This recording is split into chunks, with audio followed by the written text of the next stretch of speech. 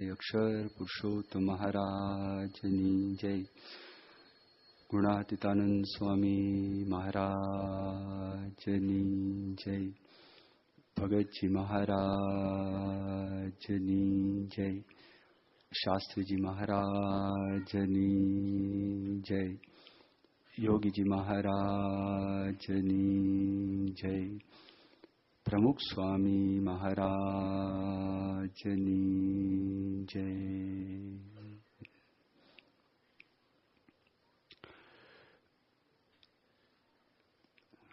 આપણે ઘણા બધા વખતથી સત્સંગ કરીએ છીએ, તો સત્સંગનું ફળ શું? આપણને શાંતિનો અનુભવ થાય, કોઈ દિવ્ય આનંદનો અનુભવ થાય. આપણા સ્વભાવ છે એ પણ ઘસાય, ટળે. એ સત્સંગનું ફળ છે. ઘણી વખત આપણે એકના એક શબ્દ સાંભળીએ એટલે એનો જે મગજની અંદર હૃદયમાં ટકોરો પડવો જોઈએ, ટકોરો પડે નહીં. જેમ કે સત્સંગ માટે વારંવાર શબ્દ આપણે સાંભળીએ છીએ કે બહુ દુર્લભ છે. શ્રીજી મહારાજે વચનામૃતની અંદર વાત કરેલી છે. ગરડા પ્રથમ પ્રકરણનું 30મું વચનામૃત છે. એ વચનામૃતમાં મહારાજ કહે છે કે રજોગુણ સંબંધી જે ભૂંડા ઘાટ મનની અંદર થાય છે,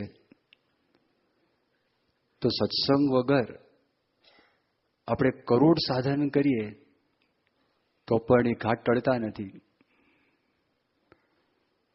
આવી વાત મહારાજ એ વચનામૃતની અંદર સમજાવે છે. ગરડા પ્રથમ પ્રકરણનું 30મું વચનામૃત. સત્સંગમાં જે વાત થાય છે એને ધારીને વિચારે તો સત્સંગના પ્રતાપથી એ બધા ઘાટ છે એ ટળી જતા હોય છે.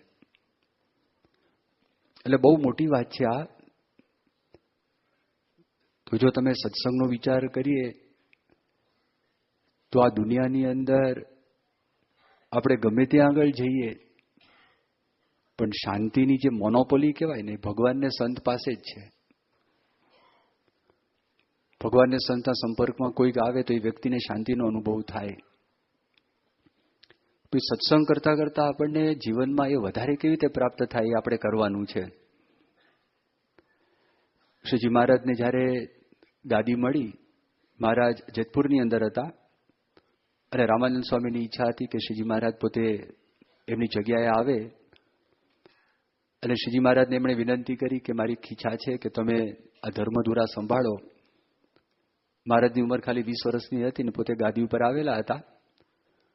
અને આખો જે પ્રસંગ ઉજવાઈ ગયો ધામધૂમપૂર્વક. બધાને નવાઈ પણ બહુ લાગી.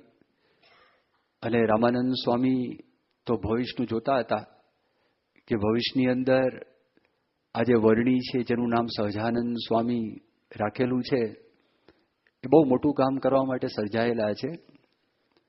એ બધું એમને ખ્યાલ હતો.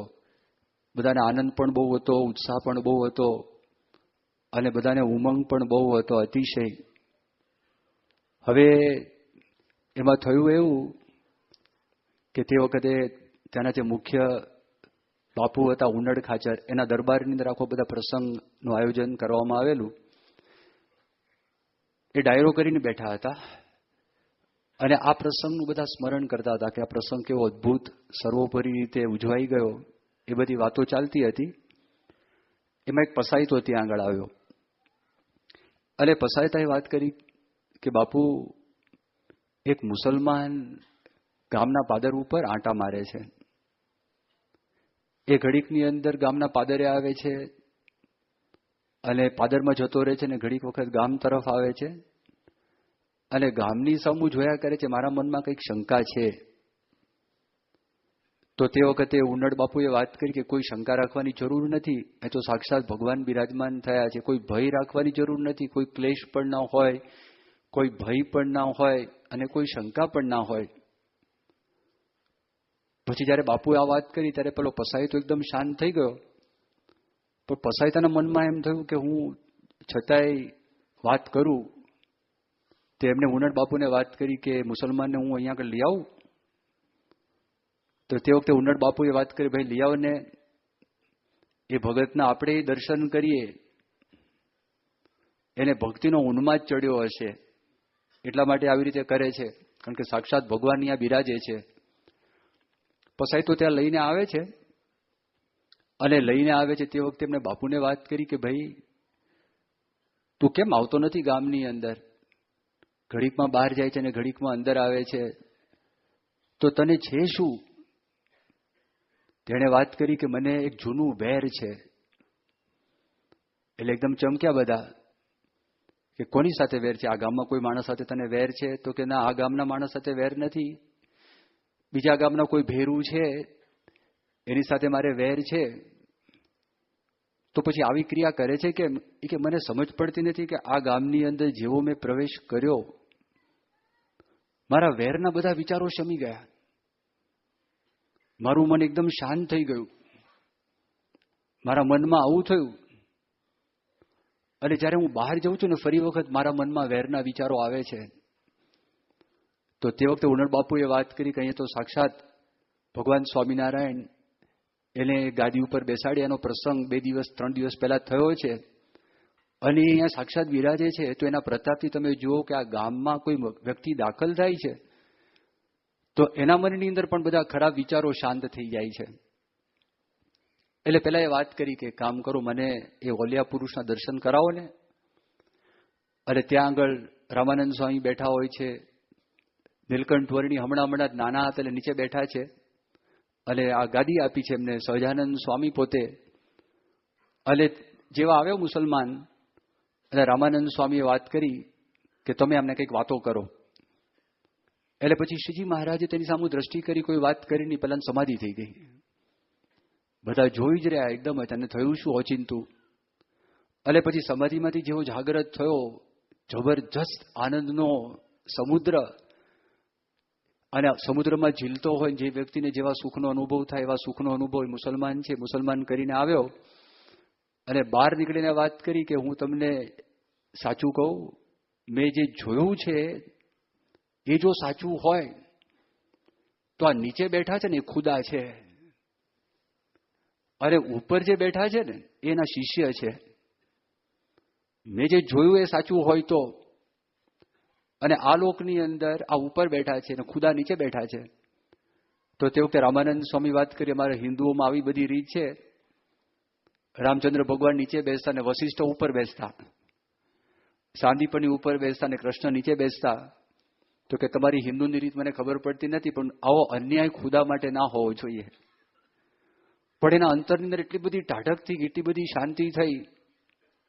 આ અનુભવ ભગવાન કે સંત જ કરાવી શકે. આવો અનુભવ એ બીજા કોઈ વ્યક્તિ છે, એ બીજા કોઈ વ્યક્તિ આ પ્રકારનો જે અનુભવ છે ને આ અનુભવ ના કરાવી શકે. એમના યોગની અંદર કોઈક આવે, એમને ટાઢકનો અનુભવ થાય.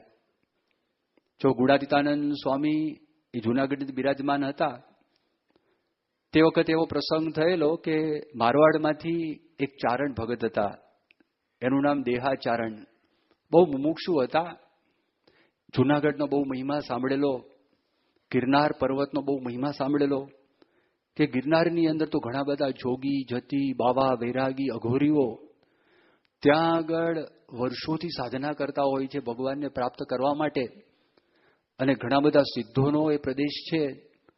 તો મને કોઈ વાર સિદ્ધ મળી જાય અને મને ભગવાનનો અનુભવ કરાવે, ભગવાનના દર્શન કરાવે, એ હેતુ મનમાં રાખી અને દેહાચારણ મારવાડમાંથી નીકળી અને જૂનાગઢ છે એ ત્યાં આગળ ગયા. જૂનાગઢની અંદર તળેટીમાં બધા મંદિરોમાં દર્શન કર્યા, ઘણા બધા જોગી જતીઓને એમણે જોયા, દત્તાત્રેયની ટૂંક સુધી પોતે જી આવ્યા.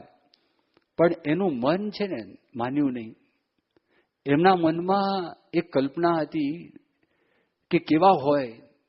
કેટલાકના વેશ જોઈને પોતે પાછા પડી ગયા, કેટલાકના વ્યસનો જોઈને પોતે પાછા પડી ગયા, કેટલાક લોકો પૈસા રાખતા તેને જોઈને પાછા પડી ગયા, કેટલાક બહેનો સાથે વાતો કરતા હતા.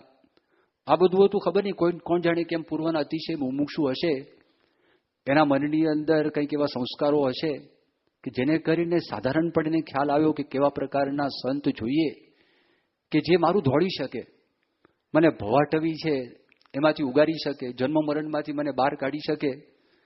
આવું બધું કોઈ પૂર્વના સંસ્કારને લીધે એના મનમાં તો એટલે કાંઈ મન માન્યું નહીં, પણ છતાંય એ તો સિદ્ધોને ગોતવા માટે જ આવેલા એટલે પોતે નીચે ઉતરી ગયા. પોતાની મજલ છે ચાલુ રાખી, બીજા કોઈ સ્થાનમાં મને મળશે.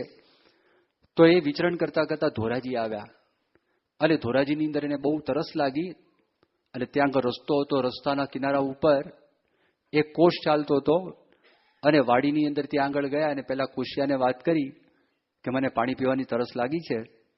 તો એને કીધું હું તમને પાણી પાઉં. અને જેવું પેલું પાણી આવ્યું અને ત્યાં આગળ લોટાની અંદર એને પાણી લીધું અને પાણી પી અને સામે જ જોયું તો સામે એક ઝાડ નીચે શ્વેત વસ્ત્રધારી, કપાળની અંદર તિલક, કપાળની અંદર ચાંદલો, એક ધ્યાનમગ્ન એક વ્યક્તિ બેઠા હતા. એને જોઈને દેહાચારણ એનું મન શાંત થઈ ગયું. એના મનની અંદર વિચાર આવ્યો કે આ વ્યક્તિને નક્કી કોઈ સિદ્ધ મળ્યા હોવા જોઈએ. આટલી નિમગ્નતા એ સિવાય હોય નહીં, આટલી સ્થિરતા એ સિવાય હોય નહીં. મને એના મુખ ઉપર જોઉં છું તો મને એમ લાગે છે કે પૂર્ણકામ થયેલા છે, એ કૃતાર્થ થયેલા છે, કે એને જે કંઈ પ્રાપ્ત કરવું હશે એને પ્રાપ્ત થયેલું છે. તો જ આ વ્યક્તિ આવી રીતે શાંતિથી ધ્યાન કરી શકે. એને જોઈને આનું મન પાછું પડ્યું અને પોતે રાહ જોતા હતા ક્યારે ધ્યાનમાંથી જાગ્રત થાય અને ક્યારે એમના દર્શન કરું. અને જ્યારે એમણે આંખ ખોલી અને નજીકની અંદર આવીને વાત કરી કે મને એવું લાગે છે કે તમને કોઈ સિદ્ધ વ્યક્તિ એ પ્રાપ્ત થયા છે. તો તે વખતે એમણે વાત કરી કે મને તો સિદ્ધોના સિદ્ધ મળેલા છે, પણ તમે કોણ છો? એને કે મારું નામ દેહાચારણ છે, હું મારવાડથી આવેલો છું, સિદ્ધને શોધવા માટે આવ્યો છું. આખો ગિરનાર પર્વત ચડીને આવ્યો અને જુનાગઢમાં બધે હું ફરીને આવ્યો, પણ મારા મનની જે મનોકામના પૂરી કરે એવા કોઈ સિદ્ધ મને પ્રાપ્ત થયા નથી. તો તે વખતે પેલા ભાઈએ વાત કરી. એણે કહ્યું કે તમે તો ગિરનાર ઉપર ચડી ગયા, પણ સિદ્ધ તો એ તળેટીની અંદર જ રહી ગયા છે. પણ તમે છો કોણ? એણે કીધું હું લોધિકાનો દરબાર છું, અભયસિંહ મારું નામ છે. હમણાં જ હું એ સિદ્ધના દર્શન કરી અને સમાગમ કરીને મારા ગામ જતો તો રસ્તામાં ધોરાજી આવ્યું અને મારે અહીંયા રાત રોકાયો હતો. એટલે સવારના પહોરની અંદર અહીંયા આગળ હું પૂજા કરીને અહીંયા આગળ હું ધ્યાન કરું છું. મને જે સિદ્ધ મળ્યા છે એનું નામ ગુણાતીતાનંદ સ્વામી છે. એ જુનાગઢના જોગી તરીકે પ્રખ્યાત છે. ત્યાં આગળ સ્વામિનારાયણ મંદિર છે, મંદિરના મહંત છે. એ અનાદિ અક્ષરધામનો અવતાર છે. એ મને પ્રાપ્ત થયા છે. એમની વાત સાંભળીને, ગુણાતીતાનંદ સ્વામીનું નામ સાંભળ્યું, પેલા અંતરમાં શાંતિનો શેરડો પડ્યો. તો એના મનની અંદર એવો વિચાર આવ્યો કે જેનું ખાલી નામ સાંભળવાથી મને આટલી બધી શાંતિનો અનુભવ થાય છે, તો એ વ્યક્તિને જ્યારે હું મળીશ ત્યારે મને કેટલો બધો આનંદ થશે, કેટલું બધું મને સુખ પ્રાપ્ત થશે. એટલે હાથ જોડી એટલે અભયસિંહ બાપુને વિનંતી કરી કે બાપુ આપને એક વિનંતી છે, અને વિનંતી આટલી જ છે કે મને એક ભલામણની ચિઠ્ઠી લખી આપો. હું અજાણ્યો માણસ છું અને હું કદાચ એ મંદિરમાં દાખલ તો કોઈ મને દાખલ થવા દે નહીં, માટે મને તમે ચિઠ્ઠી લખીને આપો. તો તે વખતે અભયસિંહ બાપુએ વાત કરી કે ત્યાં આગળ તો ભગવાનનો દરબાર છે અને ભગવાનનો એ દ્વાર છે બધા માટે ખુલ્લો છે. ત્યાં આગળ કોઈ સ્થૂળ ઓળખાણની જરૂર નથી. અંતરથી બધા ત્યાં એકબીજાને ઓળખે છે. પણ છતાંય તમારી ઈચ્છા છે તો હું તમને લખીને આપું છું. એમ કરીને ગુણાતીતાનંદ સ્વામી પર મેં ચિઠ્ઠી લખીને આપી. ગુણાતીતાનંદ સ્વામી તો અંતર્યામી. એ જેવા ત્યાં આગળ જુનાગઢની અંદર દાખલ થયા, સભા મંડપની ઓસરીના ઝેર ઉપર જ ગુણાતીતાનંદ સ્વામી ત્યાં ઊભા હતા. અને ગુણાતીતાનંદ સ્વામી એકદમ બોલ્યા કે આવો ચારણ, આવો ભવાટવી ટાળવા માટે આવ્યા છો ને, તમને અમે અહીં રાખીશું. બસ ખાલી સ્વામીએ જોયું, શાંતિ શાંતિ શાંતિ, અપાર શાંતિ, આનંદ આનંદ થઈ ગયો. એના મનમાં એમ થયું કે જે વાત કરી હતી કે સિદ્ધોના સિદ્ધ છે, મને સિદ્ધોના સિદ્ધ મળી ગયા. ત્યાંનો સભા મંડપ જોયો, સભા મંડપની મર્યાદા જોઈ, હરિભક્તો જોયા, હરિભક્તોને એકબીજા પ્રત્યેનો જે મહિમા, પ્રેમ, ત્યાંની જે આધ્યાત્મિક તાકાત જોઈ, આધ્યાત્મિક આંદોલનો જોયા અને ત્યાં આગળ પોતે રહ્યા. મહિનો દાડો ત્યાં સેવા કરી. ગુણાતીતાનંદ સ્વામીને વિનંતી કરી કે સ્વામી મારી એક ઈચ્છા છે, મને તમે સાધુ બનાવશો? સ્વામી કે હા. ગુણાતાન સ્વામી મુમુક્ષુતા પારખી અને સ્વામીએ હા પાડી, પરવાનગી આપી, મંજૂરી આપી અને ગુણાતાન સ્વામી એમને ત્યાં આગળ દીક્ષા આપી. કેટલીક વખત આપણા મનમાં શું હોય કે આપણે બધા અહીંયા આગળ બેઠા હોય, આપણને ખ્યાલ ન હોય. બહારનો માણસ આવે ને એને વાઇબ્રેશન્સ જુદા ફીલ થાય, એને તરંગો બીજા દેખાય, એને સ્પંદનો બીજા દેખાય. જેમ સેમ કાર્ડન મિસ્ટિકલ ઇન્ડિયા ફિલ્મ, એનું મ્યુઝિક બનાવનારા સેમ કાર્ડન એ અમેરિકાના માણસ છે, ખ્રિસ્તી છે. ખ્રિસ્તીની અંદર ઘણા ફાટાઓ, જેમાંથી એક બહુ મોટો ફાટો મોર્મન સંપ્રદાયનો છે. એ મોર્મન સંપ્રદાયને માનનારા છે. અમેરિકાનું એક રાજ્ય છે યુટા કરીને, એ રાજ્યની અંદર ખાસ કરીને આનો બહુ વિસ્તાર થયો છે. આમ તો આખા અમેરિકાની અંદર પણ વિસ્તાર થયો છે. અત્યારે ઘણા બધા ઊંચી પોસ્ટ ઉપર અમેરિકામાં, સરકારની અંદર, ધંધાની અંદર એ મોર્મન સંપ્રદાયના અનુયાયીઓ છે. એમ સેમ કાર્ડનનું મ્યુઝિકમાં બહુ મોટું નામ છે અને એ વ્યક્તિ આપણને બહુ મદદ પણ કરી છે, સેવા પણ કરી છે. અને એ વ્યક્તિના એટલા બધા સદનસીબ કે ગોંડલ એ ગયા અને ગોંડલની અંદર પ્રમુખ સ્વામી મહારાજ તે વખતે બિરાજમાન હતા અને ત્યાં આગળ દિવાળીના દિવસો અને અક્ષરદેરીમાં પ્રદક્ષિણા કરે, સંતો હરિભક્તો ત્યાં દંડવત પ્રણામ કરે. દિવાળીના દિવસો હતા, એકબીજાને મળે. એ વ્યક્તિને ગુજરાતી કશું ખબર પડે નહીં અને ખાલી બધાના મોઢા દેખાય. અને એણે મ્યુઝિક સાથે કામ કરેલું ને ફિલ્મ સાથે કામ કરેલું, એ બધાના મોઢા જોવા માટે ટેવાઈ ગયેલા હતા. અને એ વ્યક્તિએ જોયું આ બધું, એકદમ નિખાલસ ભાવથી એણે વાત કરી કે મારી આખી જિંદગીની અંદર આવી એનર્જી મેં કોઈ સ્થાનમાં જોઈ જ નથી. કોઈ સ્થાનની અંદર આવી એનર્જી એ ક્યારેય જોઈ નથી. હવે એમને અનુભવ થયો આ. એમ ત્યાં આગળ દેહાચરણ આવ્યા અને દેહાચરણને અનુભવ થયો કે ના, ખરેખર આ કોઈક અદ્ભુત અલૌકિક દિવ્ય સ્થાન છે. અને પોતે દીક્ષા ગ્રહણ કરી. જો આ સત્સંગની મોનોપોલી છે. સુરપુર, નરપુર, નાગપુર ये तीन में सुख नहीं, का सुख हरि के चरण में, का संतन के माही. ઓશોના તુલસીબાઈ હતા, એના દીકરા વાઘજીભાઈને ગુણાતાન સ્વામીનો સમાગમ અને સ્વામીના સમાગમથી એના મનમાં એકદમ શાંતિ થઈ ગયેલી. જીવનનું ધ્યેય નક્કી થઈ ગયું હતું. એ પૂજા કરવા માટે બેસે એટલે કોઈ હરકત નહીં. આપણો જીવ કેવો ઉત્પાતીઓ છે. કોઈ પણ ક્રિયા કરીએ તો એ ક્રિયાની અંદર બીજી ક્રિયાઓનો આપણને વિચાર ચાલુ થઈ જાય. પણ જે ક્રિયા કરતા હોય એ જ ક્રિયા જો માણસ કરતા શીખે, એનો જે ધ્યેય નક્કી હોય, મનમાં નક્કી હોય, તો શાંતિ રહે ને કોઈ પ્રશ્ન ના આવે. તો સ્વામીની કૃપાથી વાઘજીભાઈ આવા સ્થિર થઈ ગયા હતા. એના બાપના મનની અંદર એમ થયું કે મારો દીકરો છે, હવે એને તો શાંતિ થઈ ગઈ છે અને કરી છે કોણે? તો સ્વામીએ કરી છે. એટલે ગુણાતાન સ્વામીને વિનંતી કરે, તમે વસો આવો, રોકાવો, 2 ના 4 દી રહો, 4 ના 8 દી રહો, મારા દીકરા વાઘજી જેવી મને શાંતિ કરી આપો. સ્વામી એક દિવસ ત્યાં આગળ ગયા, પણ પછી તો એ ગાંડા ગેલા થઈ ગયા હતા. ઘડીકમાં કથામાં બેસે ને ઘડીકમાં દુકાને જાય ને ઘડીકમાં પછી સ્વામીની સરભરા કરવાની હોય, એની બધી વસ્તુઓ લેવા માટે જે આગા પાછા થાય, પણ કથામાં શાંતિથી બેસે નહીં.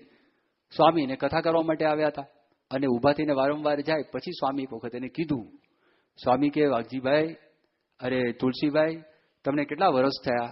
કે 75 વર્ષ થયા. સ્વામી કે 75 વર્ષથી તમારું આ ધડ છે ને તપી ગયું છે. અને 75 વર્ષ કોઈ લોઢીને તમે ગરમ કરો અને લોઢીને તમે 1-2 ઘડા ઉપર નાખો તો લોઢી છે ત્યાં ઠંડી ના થાય.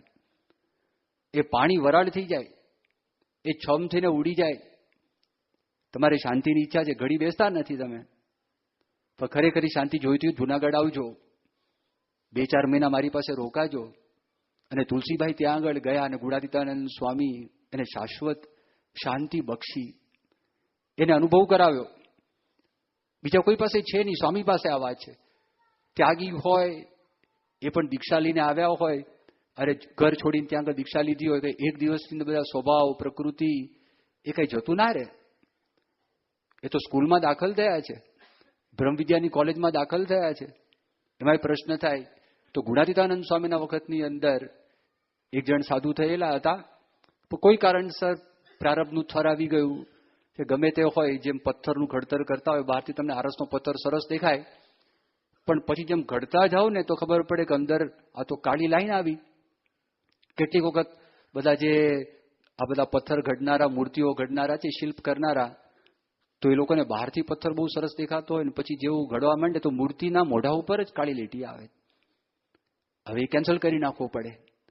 એમ પ્રારબ્ધના થર ક્યારેક આવી જાય તો એ જે સાધુ હતા એને જગતના બધા વિચારો આવવા લાગ્યા, અને એટલા બધા વિચાર આવ્યા, એટલો બધો વેગ પકડાયો, અને ગામડે વિચરણ કરતા હતા, બાળમુકુંદ સ્વામીના મંડળમાં હતા, અને એમણે બાળમુકુંદ સ્વામીને નિષ્કપટ ભાવે વાત કરી કે મને તો બધા જગતના બહુ વિચારો આવે છે, મને એમ લાગે સાધુ ભેગા મારે રહેવાશે નહીં. પણ તો બાળમુકુંદ સ્વામી વાત કરી, એક કામ કરો, તમારે ઘરે જવાની ઈચ્છા હોય તો વાંધો નહીં, ઘરે જતા રહેજો, પણ એ પેલા ગુણાતીતાનંદ સ્વામીને તમે મળજો, અને સ્વામીને મળીને તમે ત્યાં આગળ જજો. એને કીધું બહુ સારું, હું સ્વામીને મળીને જઈશ. આ એમને વાત કરી. એટલે પછી એ ત્યાં આગળ જુનાગઢ આવ્યા, એક સાધુની જોડ લઈને આવ્યા, એટલે સ્વામીને વાત કરી કે સ્વામી, મને જગતના બધા બહુ વિચારો આવે છે, સંસારના બહુ વિચારો આવે છે, અને મને એમ લાગે છે કે મારે સાધુ ભેળા રહેવાશે નહીં. પણ જે દિલથી બોલ્યા હતા, નિષ્કપટ ભાવ હતો. ગુણાતીતાનંદ સ્વામી હાથ પકડો. સ્વામી કે ચાલો આપણે ખાનગી કરીએ. સ્વામી કે સાધુને વળી કોઈ ઘાટ થતા હશે, એને કોઈ સંકલ્પ હોય, આવો. અને સ્વામી જ્યાં લઈ ગયા અને ખાલી સ્પર્શ કર્યો, બધા વિચાર શાંત થઈ ગયા, જાણે જગત છે જ નહીં, સંસાર છે જ નહીં, અને અત્યંત શાંતિ શાંતિ શાંતિથી કે આ થયું શું? ખાલી સ્વામીના સ્પર્શ માત્રથી, ખાલી ઔપચારિક ગુણાતીતાનંદ સ્વામી વાતો કરી એટલો જ પ્રસંગ બન્યો, બાકી તો સ્વામી આવું કરી આપ્યું. અને પછી હાથ જોડીને વાત કરી કે સ્વામી આવી દ્રષ્ટિ મારા પર કરી છે, તો કાયમ માટે તમે આવી દ્રષ્ટિ રાખજો. આવી સ્વામીને વિનંતી કરી, અને સ્વામી પછી કેટલીક ઉપદેશની વાતો કરીને સુખ્યા વ્યક્તિને કરી દીધા. એવી રીતે પ્રસંગ બન્યો ધોળેરાની અંદર. એક ત્યાંના મહંત હતા વાસુદેવ ચરણદાસ. દરબારોનું ગામ, કંઈક વ્યવહારની અંદર બોલાચાલી થઈ, અને ગામ નાનું હોય, દરબારોનું વર્ચસ્વ હતું ત્યાં આગળ. અને આ મહંત હતા વાસુદેવ ચરણ સ્વામી, અને એમની સાથે ઝઘડો થયો. બિચારાને અશાંતિ થઈ ગઈ. એના મનમાં એમ થયું કે અમારે કરવું શું, ધોળેરા તો ખૂણાનું ગામ, અને ત્યાં ગુણાતીતાનંદ સ્વામી આવે. એમના મનમાં થયું મૂંઝવણ ટાળવાનું સ્થાન આવી ગયું. એટલે સ્વામીને મળ્યા, અને સ્વામીને મળીને વાત કરી કે સ્વામી આવું છે. સ્વામી કે જુનાગઢ આવો, હું તમને શાંતિ કરી આપું, પણ હમણાં મારી સાથે નીકળતા નહીં. હમણાં જો તમે નીકળશો તો ગામના માણસોને એવું થશે કે જુનાગઢના મહંત આવ્યા અને અહીંના મહંતને લઈ ગયા. પણ હું સંઘ સાથે નીકળું છું, થોડા દિવસ પછી તમને બોટાદ મળજો, અને બોટાદથી પછી આપણે જશું જુનાગઢ. એ બહુ રાજી થયા, અને ગુણાતીતાનંદ સ્વામી વિચરણ કરતા કરતા બોટાદ પધાર્યા, અને અહીંથી આ ધોળેરા થોડા સંતોને લઈ પંચતીર્થી સોરઠની કરવાની બાકી હતી, એ નિમિત્ત ઉઠાવી અને બોટાદમાં મળ્યા. સ્વામી કે આવી ગયા છો ને? સ્વામી દ્રષ્ટિ કરી, અને બપોરે ઠાકોરજીને પ્રસાદ ધરાવે. શેરડીના કટકા હતા, જેને ગંડેરી કહેવામાં આવે. એ કટકા હાથમાં ખોબો ભરી અને ગુણાતીતાનંદ સ્વામી વાસુદેવ ચરણ સ્વામીના હાથમાં આપ્યા, અને કહ્યું કે તમે એકલા જ ખાજો, આમાં બીજા કોઈને આપતા નહીં, અને વાડમાં જઈ પાછળ જઈને ખાઈ આવો. એ બધા કટકા શેરડીના ખાધા. એ ખાતા જઈને શાંતિ થતી જાય, ખાતા જઈને શાંતિ થતી જાય. એ ખાઈને પાછા આવ્યા. સ્વામી કીધું કેમ છે? કે સ્વામી 50% શાંતિ થઈ ગઈ છે. સ્વામી કે બીજી 50% જુનાગઢ થઈ જશે. અને પછી સ્વામીની સાથે જુનાગઢ ગયા. રાજચંપાના 2 ઝાડ, એક ઝાડ નીચે સ્વામી બેઠા હતા, એક ઝાડ નીચે એ બેઠા હતા. એક ચંપાનું પુષ્પ સ્વામી સૂંઘતા હતા, અને સાથેના બધા સંતો હતા એ સોરઠની પંથીરથી કરવા માટે નીકળ્યા હતા. અને ગુણાતીતાનંદ સ્વામી ચંપાનું પુષ્પ એમને આપીને વાત કરી, લો આ ચંપાનું પુષ્પ. આમાં શ્રીજી મહારાજ આવી ગયા, આમાં 500 પરમહંસો આવી ગયા, આમાં આ પંચતીર્થીનું સુખ છે એની અંદર આવી ગયું, લો. અને જ્યાં સૂંઘ્યું, ટાઢક ટાઢક ટાઢક, શાંતિ શાંતિ શાંતિ. સંકલ્પ માત્ર શમી ગયા સંપૂર્ણપણે. આ બહુ અઘરું છે. 60,000 વર્ષ સુધી માણસ સાધના કરે, એમાં ફેરફાર ન થાય. ઘન વર્ષે વન પાંગરે. વરસાદ પડે અને જમીનમાંથી બધા બીજ બહાર નીકળે. અત્યારે ઠંડી છે, ગરમીની સિઝન આવશે, તમે જમીન જોજો, એકદમ ચોકલેટી જમીન થઈ ગઈ હશે, કશું જમીન ઉપર હશે નહીં. અને પછી જ્યાં વરસાદ પડે અને બધા ઝાડવાઓ છે એમાંથી નીકળે, છોડો નીકળે, આ બધું બહાર નીકળે. 60,000ની અનંત વર્ષ સુધી તપ કરે, અનંત તીર્થયાત્રા કરે, બધું જ કરે, પણ જ્યારે વિષયરૂપી વરસાદ પડે ત્યારે અંદરથી બધા સ્વભાવો, વિષય, આ બધું બહાર નીકળે છે. પણ ગુણાતીતાનંદ સ્વામી દયા કરી, એકદમ શાંતિ શાંતિ, પરમ શાંતિનો અનુભવ થયો. ભગતજી મહારાજ તમે જો, ભગતજી મહારાજ ગ્રહસ્થ હતા. આ બધા સાધુ એની પાસે કેમ ગયા? એનું કારણ એમને દિવ્ય સુખનો અનુભવ થયો, દિવ્ય શાંતિનો અનુભવ થયો, બાકી બને નહીં. ભગતજી મહારાજ તો દરજી, નાના ઉંમરના ગ્રહસ્થ કહેવાય. પવિત્રાનંદ સ્વામી તો શ્રીજી મહારાજે દીક્ષા આપેલી હતી. પણ તકલીફ શું થાય, માન મર્તબાની અંદર ક્યારેક ક્યારેક માણસ પોતાનું જીવન છે, એનું ધ્યેય છે, ધ્યેય ચૂકી જાય છે. કારણ કે લોકો આદર આપવા માંડે, હાથ તોરા કરવા માંડે, બાપજી બાપજી કરવા માંડે, દંડવત પ્રણામ કરવા માંડે, પ્રાર્થના કરવા માંડે. એ બધું પણ કરે તો ગ્રહસ્થ હોય કે ત્યાગી હોય, એ પણ એ ઐશ્વર્યથી એ થોડોક પોતાનો માર્ગ છે ને ફંટાઈ જાય. એમ પવિત્રાનંદ સ્વામી બુદ્ધિશાળી, લોક વ્યવહારે મોટા, વ્યવહાર કુશળ વ્યક્તિ. 5 વ્યક્તિને વ્યવહારનું કામ કરવાનું હોય તો પવિત્રાનંદ સ્વામીને એ કામ થાય એવા હતા. એને ક્યાં મોટપ સમજાય. જો ગુણાતીતાનંદ સ્વામી એમને કહ્યું કે આ ભગતજી મહારાજનો વાંક નથી, શા માટે એને વિમુખ કરો છો? શ્યામજીને કરો, વાંધો નહીં. કારણ કે શ્યામજીની વાતમાં બીજાનું ખંડન પણ આવે છે. ત્યારે પ્રાગજીની વાતમાં કોઈનું ખંડન નથી આવતું. તો ખાલી મારો મહિમા ગાય છે. હું એને કહીશ મારો મહિમા ના ગાતો તો આળસી જશે. ગુણાતીતાનંદ સ્વામી અક્ષરબ્રહ્મનો અવતાર કહેવાય, જુનાગઢના મહંત કહેવાય. મહારાજે નિમેલા ગોપાળાનંદ સ્વામી આટલો બધો મહિમા કયો, આ બધી વાત કરી.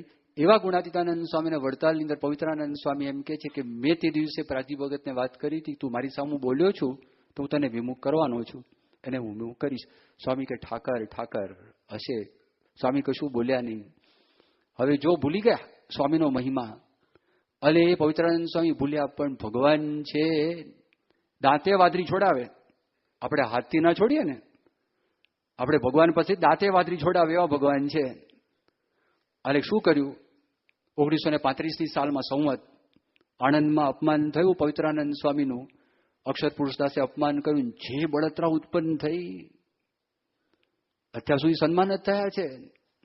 આપણું કયું લોકોએ કરેલું છે, આપણી વિરુદ્ધમાં કોઈ ગયું નથી.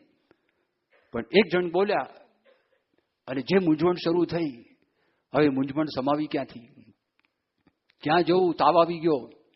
ગાડું કરીને વડતાલ ભેગા આણંદથી થઈ ગયા. અને પણ આ અંતરનો તાપ મટે નહીં. એ કે આચાર્ય મહારાજ હતા, મારો પક્ષ કેમ રાખ્યો નહીં? બીજા મોટેરા સંતો હતા, મારો પક્ષ કેમ રાખ્યો નહીં? એ નાના સાધુને શાંત કેમ કર્યા નહીં? થોડીક જ વાત કરી હતી, જાજી વાત કરી નથી. એક પ્રણાલિકા એક હતી, જૂની પ્રણાલિકા, અને એ પ્રણાલિકામાં ખાલી સ્વામિનારાયણ નામ ઉમેર્યું તો એ પવિત્રાનંદ સ્વામીને ગમ્યું નહીં. તો એટલી જ વાત અક્ષર પુરુષદાસ ભંડારીએ કરી, એ પણ એમને સદી નહીં, પછી નહીં, અને અપમાન એમને લાગી ગયું. અને ત્યાં આગળ ગયા વડતાલની અંદર. પછી અશાંતિ હતી, ચેલાને વાત કરી, ભાઈ મને કોઈ શાંતિ કરે એવા મોટા સદગુરુ છે? ચલો ફરીને આવ્યો, કંઈ તો પ્રાગજી દરજી છે, બીજું કોઈ છે નહીં, અને સભા મંડપમાં છે, મારે એનું જ કામ છે, બોલાવો. જો જેના વેરી ઘાવ વખાણે. અને ભગતજી મહારાજના મનમાં એમ નથી, લો આવ્યું ને, લો એમ નથી, ભાઈ સાધુ છે આ. એના દિલમાં આ તો ચૈતન્ય તત્વ છે. ચૈતન્ય તત્વની અંદર માયાનો કોઈ ભાગ નથી. જેમ યોગીજી મહારાજ વાત કરતા, અમારી દુકાનમાં ક્રોધ છે જ નહીં. ક્રોધ કરવો કેવી રીતે? કોઈ કે સ્વામી તમે કોઈને વઢો, પણ તમારી દુકાનમાં કોઈ માણસ ખરીદી કરવા માટે આવ્યો, દુકાનમાં માલ જ ન હોય, તમે આપો છો? એમ યોગીજી મહારાજ કે અમારી દુકાનમાં આ માલ જ નથી, તમે આપીએ કેવી રીતે? એમ એમની દુકાનમાં માલ જ નથી. અજાત શત્રુ છે, જેના કોઈ શત્રુ દુનિયામાં નથી. એને કાપી નાખે, મારી નાખે તોય શત્રુતા નથી. એના દિલમાં કોઈ સંકલ્પ ન થાય. ભલે આમ દેખાય ગ્રહસ્થ, દેખાય દરજી, પણ આવા હતા. અને પછી ભગતજી મહારાજે પંચાળાનું 3જું વચનામૃત સમજાવ્યું. એ સમજાવીને એકદમ ટાઢક ટાઢક થઈ ગઈ, શાંતિ શાંતિ થઈ ગઈ. અને તે વખતે પવિત્રાનંદ સ્વામી બોલ્યા કે પ્રાગજી, તારા ગુણાતીત ગુરુ સાચા, ગુણાતીતાનંદ સ્વામી સાચા અને ગુણાતીત ખરા. તને યાદ છે જુનાગઢની અંદર મેં તને કીધું તો હું તને વિમુખ કરીશ, ત્યારે તે મને એવી વાત કરી હતી, જો ગુણાતીતાનંદ સ્વામી મૂળ અક્ષર હોય તો આને આ દેહે આપણે ભેગા બેસીને વાત કરવી છે. તો આજે તું મને વાત કરે છે ને હું સાંભળું છું, એવું જે તારું સામર્થ્ય એ તારા ગુરુ ગુણાતીત થકી તને આવેલું છે. આ એમણે વાત કરી. હવે તમે જુઓ, એમને પણ એમને શાંતિનો અનુભવ એ ત્યાં આગળ કરાવ્યો. આખી પરંપરાની અંદર આ એક ખાસિયત છે. આપણને ખબર કેવી રીતે પડે કે શ્રીજી મહારાજ પ્રગટ છે? એ આના દ્વારા આપણને ઘણી બધી વાતો છે, ઘણા બધા લક્ષણો છે. એમાંથી એક લક્ષણ આ છે કે શ્રીજી મહારાજ દયા કરીને 49 વર્ષ આ પૃથ્વી પર અંતર્ધાનથી મહારાજ જતા નથી રહ્યા. મહારાજે વચન આપ્યું છે ગુણાતીત સંતો દ્વારા એ પોતાનું સુખ આપવા માટે આજે પણ વિચરણ કરે છે. પ્રસંગ એક એવો બનેલો કે હર્ષદભાઈ દવે એમને કોઈ સત્સંગનો યોગ નહીં, ખાલી સાહિત્ય અને કળા એ બે જ કે મને વરેલા, એ સિવાય કોઈના પરિચયમાં જ નહીં. પણ એના ભાઈએ વાત કરી, એમના ભાઈએ કહ્યું કે શાસ્ત્રીજી મહારાજ બહુ મોટા સંત છે, સમાધિ કરાવે છે. હું અમદાવાદ જાતે ગયો હતો, ખેંગારજીભાઈના માતુશ્રી જેઠીબા એને સમાધિ થઈ મેં જોઈ, એટલે ત્યાંથી સારંગપુર શાસ્ત્રીજી મહારાજના દર્શન કરવા માટે હું ગયો. આ બધી વાતો હર્ષદભાઈને કરેલી. એ અરસામાં શાસ્ત્રીજી મહારાજ, નિર્ગુણ સ્વામી યોગીજી મહારાજ એ મુંબઈ આવેલા, અને મુંબઈની અંદર ત્યાં આગળ ગોવિંદ નિવાસ છે, એ ગોવિંદ નિવાસમાં ઉતારો હતો. અને પછી ત્યાં દર્શન કરવા માટે હર્ષદભાઈ ગયા. હર્ષદભાઈને માથું બહુ દુખતું હતું, પેટમાં સખત દુખાવો હતો, શરીરમાં તાવ હતો, અને મનમાં વિચાર કરતા હતા હવા ફેર કરવા માટે જવું છું. પણ ભાઈએ વાત કરી કે આવી રીતે છે, તારે દર્શન કરવા છે. ખબર નહીં હર્ષદભાઈ કે આવા સંજોગોની અંદર તો હું ઘરની બહાર ન નીકળું, કે પૂર્વના સંસ્કાર હશે તો એ બળે કરીને હું ઠેઠ ત્યાં આગળ દક્ષિણ મુંબઈમાં ગોવિંદ નિવાસમાં હું ત્યાં ગયો. અને કોણ શાસ્ત્રીજી મહારાજ બી જોયા નતા, કોણ નિર્ગુણ સ્વામી, કોણ યોગીજી મહારાજ મને ખબર નહીં. એક પાટ હતી, 3 સાધુઓ બેઠા હતા, વચ્ચે ઘરડા સાધુ બેઠા હતા. મેં અનુમાન કર્યું આ શાસ્ત્રીજી મહારાજ હોવા જોઈએ, આ બાજુ યોગીજી મહારાજ ને આ નિર્ગુણ સ્વામી, બેમાંથી કોઈક હશે. પણ પ્રણાલિકા હતી એટલે મેં 3-4 દંડવત કર્યા. દંડવત કરીને હું બેઠો થોડીક વાર થઈ, મારી સામું જોયું શાસ્ત્રીજી મહારાજે. હવે જો અનુભવ શું થાય છે, નિસીમ, જેની કોઈ સીમા નથી, બાઉન્ડલેસ, અપાર, અનવધિકાતિશય, નિસીમ પ્રેમ અને કરુણા નીકળતા હોય આંખોમાંથી. મારો રોગ, મારું દુઃખ તત્ક્ષણ અદ્રશ્ય થઈ ગયું. મારા હૃદયની અંદર તમે જે શાંતિનું વર્ણન ન કરી શકો, અનિર્વચનીય શાંતિનો અનુભવ થયો. અને મને આ થાય છે શું, તાજગીનો અનુભવ થયો. થોડીક વારથી મને બોલાવ્યા નજીક, અને નજીક બોલાવીને મારા મોઢા ઉપર, માથા ઉપર, શરીર ઉપર હાથ ફેરવ્યો વહાલથી, અને મને પૂછ્યું કે તમારી તબિયત કેમ છે. કોણ કહી ગયું એમને કે મારી તબિયત બરોબર નથી? એટલે મેં તો સ્પષ્ટ ઉત્તર આપ્યો, અને એમને કહ્યું કે અહીંયા આવ્યો ત્યાં સુધી મારી તબિયત ખરાબ હતી, આ ક્ષણથી મારી તબિયત સારી છે, અને હવે સારી છે. અને પછી મને શાસ્ત્રીજી મહારાજે વાત કરી, વધારે તબિયત સારી કરવા માટે બહાર હવાફેર કરવા જવાની જરૂર નથી. એમને કોણ કહી ગયું કે મહિના 2 મહિના માટે હું બહાર જવાનો હતો? મને એમણે કીધું મહારાજ અહીંયા મટાડી દેશે. એમણે વાત કરી, હું તો ત્યાં જઈને બેઠો, આ કોઈ જુદી પ્રકારની ભૂમિકા હતી. મને એમ થયું કે આ વચનસિદ્ધ સંત નથી, આ સામાન્ય સંત નથી, કોઈ ઈશ્વરી વિભૂતિ છે. નહીતર આવે દિવ્ય આનંદનો અનુભવ થાય છે રીતે. એક દ્રષ્ટિ કરી જો તમે, આવી અલૌકિક અદ્ભુત શાંતિનો અનુભવ એ વ્યક્તિને થયો. આ બહુ દુર્લભ વસ્તુ છે. મહંત સ્વામી કોઈ દિવસ માને? તમને તો અમુક ખબર જ નહીં હોય, મેં કીધું હશે તો મને ખબર નથી, રિપીટ થશે. મહંત સ્વામી ભણતા હતા ને, મહંત સ્વામી બોક્સર હતા. મનાય છે? મુક્કાબાજ. ક્રાઇસ્ટચર્ચ સ્કૂલની અંદર સ્પોર્ટ્સમાં મહંત સ્વામીનો નંબર આવતો, અને બોક્સર હતા. લાગે તમને અત્યારે યોગી બાપા મળ્યા, આ અનુભવ થયો, કોઈ ભાષા છે એનું આવરણ રહ્યું નહીં, અને આ જીવન આપી દીધું, સમર્પિત કરી દીધું. આજે 80 વર્ષ એમને થયા છે. 1957માં દીક્ષા લીધેલી છે. તમે વિચાર કરો. પ્રમુખ સ્વામી મહારાજ એમના જીવનની અંદર હજારો લોકોને, સંતોને અને હરિભક્તોને આ અનુભવ થયા છે. બહારના માણસોને અનુભવ થયા છે. પ્રમુખ સ્વામી મહારાજ દિલ્હીમાં હતા, અક્ષરધામનું ઉદ્ઘાટન થઈ ગયેલું હતું, અને તે વખતે સ્વિટ્ઝરલેન્ડમાં એક વેપારી, એ વેપારીનું નામ રણધીર બાત્રા, એ રણધીર બાત્રા અક્ષરધામ જોવા માટે આવેલા. એ અક્ષરધામ જોયું, બાપાના દર્શન કર્યા. બહુ મોટા ટેક્સટાઇલના વેપારી, આપણા ત્યાં આગળ જે ગાઈડ હતા એમને લઈને આવેલા હતા.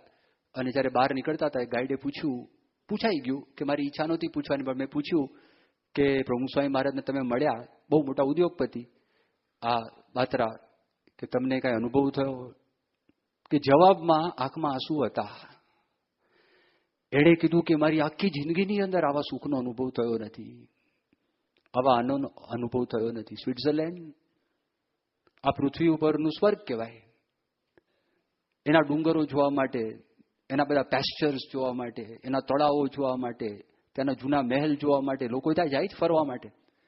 કે મારી જિંદગીની અંદર આવા સુખનો મને એક ક્યારેય અનુભવ થયો નથી. એક મુકેશ અગ્રવાલ, એના પત્નીને સ્વપ્નમાં મંદિર દેખાય, ખબર નહીં કયું મંદિર છે, ક્યાં આગળ છે. દિલ્હીમાં શિખરબદ્ધ મંદિર તૈયાર થયું, જ્યારે ફરતા ફરતા કોઈક મિત્ર લાવે ત્યારે ખબર પડી સ્વપ્નમાં મને આ જ મંદિર દેખાય. પ્રમુખ સ્વામી મહારાજને મળ્યા, પરમ શાંતિનો અનુભવ થયો, પરમ આનંદનો અનુભવ થયો. ઇન્ડિયન એરલાઇન્સમાં જનરલ મેનેજર, શાંતિ થઈ ગઈ. અને પછી પ્રસંગ એવો થયો કે પ્રમુખ સ્વામીના દર્શન કર્યા પછી 3 દિવસ પછી જ એનું એકનું એક સંતાન અકસ્માતમાં મરી ગયું. દીકરી હતી, ગાંડા જેવા થઈ ગયા. પછી કોઈક સ્વામી પાસે લાવ્યા, સ્વામી ખાલી માથા પર હાથ મૂક્યો, ઢાઢક, એકદમ શાંતિ. જો મને પ્રમુખ સ્વામી મહારાજ ન મળ્યા હોત તો હું શું કરત મને ખબર નથી, કદાચ આત્મહત્યા કરી નાખત. આ શાંતિ. હવે જો એ શાંતિ સત્સંગનું ફળ આપણે એટલા માટે આવ્યા છે, કેવી રીતે મળે? ભગવાનને સંત થકી. તો ભગવાનને સંતમાં જોડાવવું પડે ને. તો ભગવાનને સંતમાં જે માણસ જેટલો જોડાયો છે ને એટલે એને શાંતિ છે. એનાથી જેટલું દૂર રહ્યું છે એટલું માયા છે અને અશાંતિ છે. જોડાણ શું? એમનું ધ્યાન કરવું. જોડાણ શું? એમના મહિમાનો વિચાર કરવો. જોડાણ શું? એમની આજ્ઞાનું પાલન કરવું. આ બધું જો આપણે કરતા જઈએ તો આપણા જીવનની અંદર પણ અનુભવ થાય. અને આપણે આ જો ન કરીએ, કોઈ માણસ રસોઈ બનાવે અને ખાઈનો અર્થ શું? અક્ષરધામ થયું, મંદિર થયું, આપણે સત્સંગનો લાભ લઈએ પણ આપણને અનુભવ ન થાય. તમને 10 વર્ષ પછી કોઈ માણસ પૂછે તમને કઈ અનુભવ થયો ન થયો, અર્થ શું? એટલે એમાં આપણે જોડાવા માટે પ્રયત્ન કરીને ખરેખર આપણે લાભ લઈ લઈએ એવો માટે આપણને ભગવાન બુદ્ધિ આપે, બળ આપે, શક્તિ આપે. પ્રાર્થના. શ્રી સ્વામિનારાયણ ભગવાનની જય.